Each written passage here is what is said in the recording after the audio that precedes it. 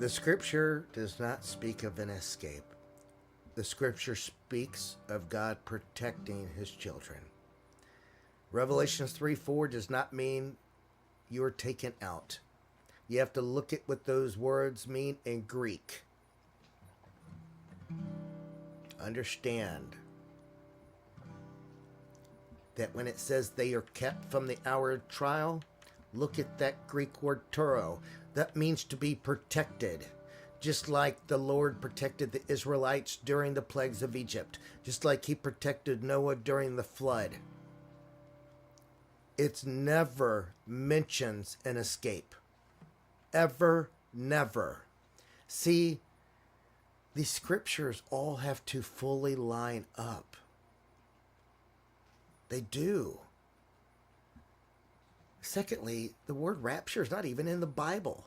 There is a harpazo, and the correct term is that in 1 Thessalonians 4:17, which means to be suddenly seized and caught up, snatched away. But this event is not a secret disappearance.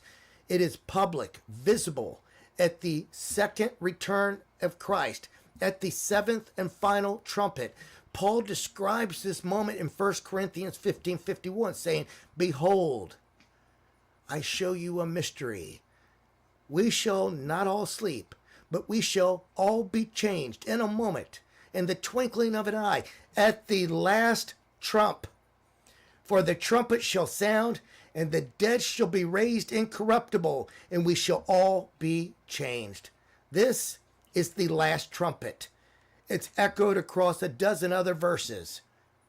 It's where the seven angels sound and the great voices in heaven declare the reign of Christ. Jesus himself affirms this timing in Matthew 24, stating that immediately after the tribulation, he will appear and send his angels with a loud trumpet to gather his elect. This is the harpazo, and it's visible, and it's the victorious return of Christ. Just like Jesus says, not before the tribulation.